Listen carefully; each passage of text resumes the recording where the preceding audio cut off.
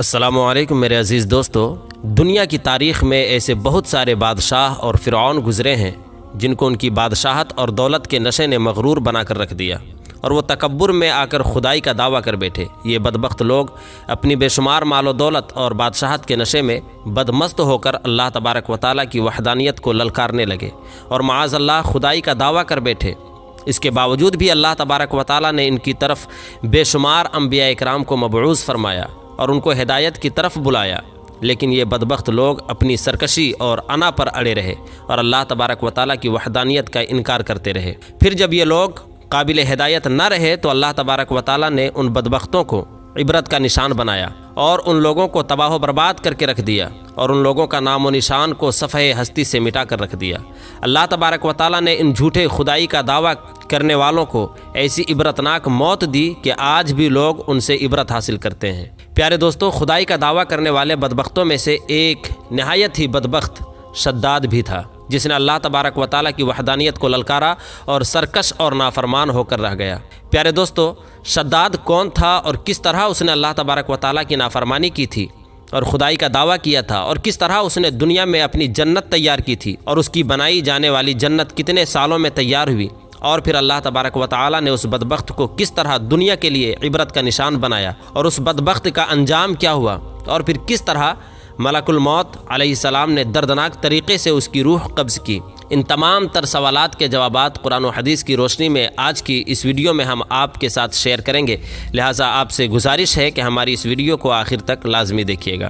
میرے عزیز دوستو، شداد اس قوم کی نسل سے تھا جو دنیا کے سب سے طاقتور ترین قوم تھی، جس کو قوم عاد کہا جاتا ہے، اور اس قوم کے بارے میں اللہ تبارک و تعالیٰ قرآن پاک میں ارشاد فرماتا ہے کہ ان کے جیسے قوم نہ اللہ تبارک و تعالیٰ نے ان سے پہلے پیدا کی اور نہ ہی ان کے بعد کسی قوم کو پیدا کیا۔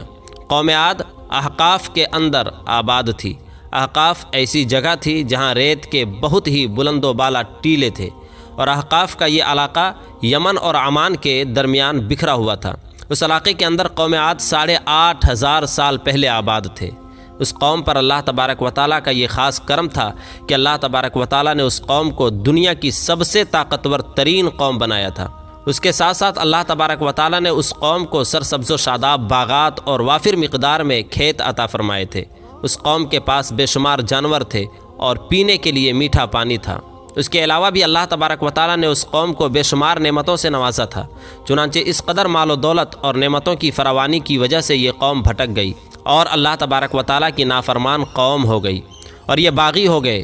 ان کی ہدایت کے لیے اللہ تبارک و تعالیٰ نے حضرت ہود علیہ السلام کو ان کی طرف مبعوث فرمایا۔ حضرت ہود علیہ السلام اس قوم کو اللہ تبارک و تعالیٰ کے حکم سے تبلیغ کرنے لگے اور اللہ تبارک و تعالیٰ کی وحدانیت کی طرف بلانے لگے، لیکن یہ قوم اپنے کفر و شرک سے باز نہ آئی اور حضرت ہود علیہ السلام کا مذاق اڑانے لگی۔ شداد جو کہ اسی قوم کی نسل سے تھا، وہ اس قوم کا بادشاہ تھا، اور یہ 2 بھائی تھے۔ روایات میں آتا ہے کہ ایک کا نام شداد تھا اور دوسرے کا نام شدید تھا۔ شدید پہلے بادشاہ بنا اور وہ فوت ہو گیا۔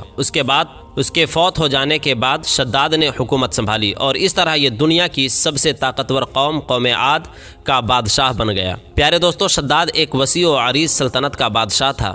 شداد کی یہ بادشاہت یمن سے لے کر عراق تک اور بعض روایات کے مطابق ایران تک پھیلی ہوئی تھی۔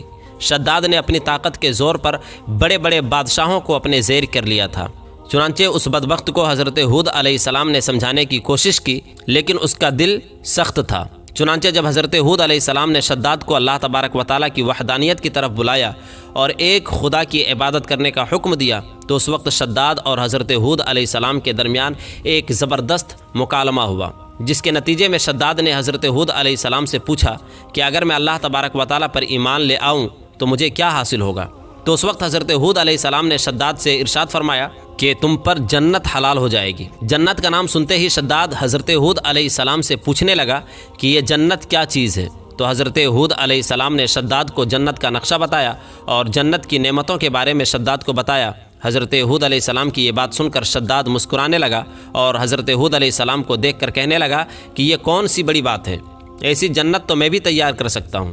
حضرت ہود علیہ السلام نے شداد کو اس کفر و شرک سے روکنے کی بہت کوشش کی، لیکن یہ بدبخت باز نہ آیا چنانچہ اس وقت شداد نے اپنی سلطنت کے بہت بڑے بڑے کاریگروں کو اکٹھا کیا اور احقاف میں ارم کے مقام پر 20 کوس لمبی اور چوڑی جنت بنانے کا کام شروع کروا دیا۔ چنانچہ شداد کی تیار ہونے والی اس جنت میں سونے اور چاندی کی اینٹیں لگائی گئی اور جواہرات بھی لٹکائے گئے۔ اس وقت شداد نے اپنی اس بنائی جانے والی جنت میں شہد، دودھ اور پانی کی نہریں بھی رواں کر دیں اور دنیا جہان کے خوبصورت درخت، پودے اور پھول بھی لگوا دیے اور اس جنت کو طرح طرح کے جواہرات سے مزین کر دیا۔ قوم عاد چونکہ پہلے ہی بلند و بالا پہاڑوں کو تراش کر محلات بنانے کے سلسلے میں ماہر تھی اور شداد کی سلطنت میں تو یہ فن عروج پر تھا، چنانچہ ریت کے ان بلند و بالا ٹیلوں پر بہت بڑے بڑے ستون کھڑے کر دیے گئے اور ان بلند ستونوں پر بڑی بڑی سونے اور چاندی کی عمارتیں بنا دی گئیں۔ شداد نے یہ فیصلہ کیا تھا کہ جب تک اس کی بنائی جانے والی جنت تیار نہ ہوگی اس وقت تک وہ اپنی جنت کے اندر قدم نہیں رکھے گا۔ چنانچہ شداد کے حکم کے مطابق جنت تیار ہونے لگی اور شداد اپنے محل کے اندر بے صبری کے ساتھ جنت کا کام مکمل ہونے کا انتظار کرنے لگا۔ شداد کے اس جنت کو تیار ہونے میں تقریباً 12 سال لگے۔ 12 سال کے اندر جب یہ جنت مکمل تیار ہو گئی اور اس کو طرح طرح کے ہیرے جواہرات سے مزین کر دیا گیا اور طرح طرح کی خوبصورتی سے مزین کر دیا گیا تو اس وقت شداد کو اس کی جنت کے تیار ہونے کا پیغام پہنچا دیا گیا۔ چنانچہ شداد جنت کے تیار ہونے کا پیغام سنتے ہی بہت خوش ہوا اور شداد اپنی جنت کو دیکھنے کے لیے اپنی فوج کے ساتھ مکمل کر و فر کے ساتھ جنت کی طرف نکل پڑا۔ چنانچہ شداد ابھی جنت کے دروازے پر پہنچا ہی تھا کہ اس نے اپنے سامنے ایک شخص کو کھڑا پایا۔ شداد اس شخص کو دیکھتے ہی پہچان گیا اور اپنے حواریوں جواریوں سے کہنے لگا کہ یہ شخص مجھے جنت میں داخل نہیں ہونے دے گا۔ تو اس وقت شداد کے حواریوں نے شداد سے پوچھا کہ یہ شخص کون ہے اور یہ جنت میں کیوں کر داخل نہیں ہونے دے گا؟ تو اس وقت شداد نے اپنے حواریوں سے کہا تھا کہ یہ ملک الموت علیہ السلام ہے جو کہ میری روح قبض کرنے کے لیے آئے ہیں اور یہ مجھے جنت میں داخل نہیں ہونے دیں گے۔ اس وقت شداد بدبخت ملک الموت علیہ السلام سے عرض کرنے لگا کہ مجھے صرف اپنی جنت میں قدم رکھنے کی مہلت دے دوں، لیکن اللہ تبارک و تعالیٰ کی طرف سے مقررہ فرشتے نے جواب دیا کہ مجھے اللہ تبارک و تعالیٰ کی طرف سے حکم ہے کہ میں تجھے تمہاری جنت کے اندر قدم نہ رکھنے دوں۔ شداد ملک الموت علیہ السلام کے سامنے بہت رویا اور گڑ گڑایا، لیکن ملک الموت علیہ السلام نے اللہ تبارک و تعالیٰ کے حکم کی تکمیل کرتے ہوئے شداد کی روح قبض کر لی۔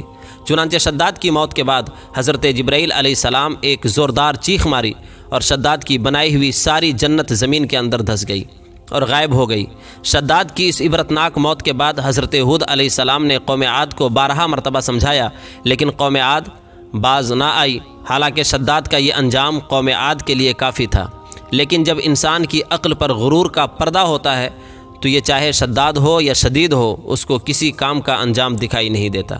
حضرت ہود علیہ السلام نے قوم عاد کو شداد کا انجام بتا کر ڈرانے کی بہت کوشش کی، لیکن قوم عاد باز نہ آئی اور اسی طرح اللہ تبارک و تعالیٰ کی نافرمانیاں کرتی رہی، یہاں تک کہ حضرت ہود علیہ السلام مایوس ہو گئے۔ اس وقت جب قوم عاد قابل ہدایت نہ رہی تو اللہ تبارک و تعالیٰ نے حضرت ہود علیہ السلام کو حکم دیا کہ وہ اپنے ساتھیوں کو لے کر اس علاقے سے چلے جائیں۔ اللہ تبارک و تعالیٰ کا یہ حکم پاتے ہی حضرت ہود علیہ السلام نے اس وقت آخری مرتبہ اپنی قوم کو سمجھانے کی کوشش کی، لیکن وہ لوگ پھر بھی باز نہ آئے۔ تو حضرت ہود علیہ السلام اپنے ساتھیوں کو لے کر اس علاقے سے روانہ ہو گئے۔ چنانچہ ان کے جانے کے بعد اللہ تبارک و تعالیٰ نے قوم عاد پر خوفناک آندھیاں مسلط کر دی۔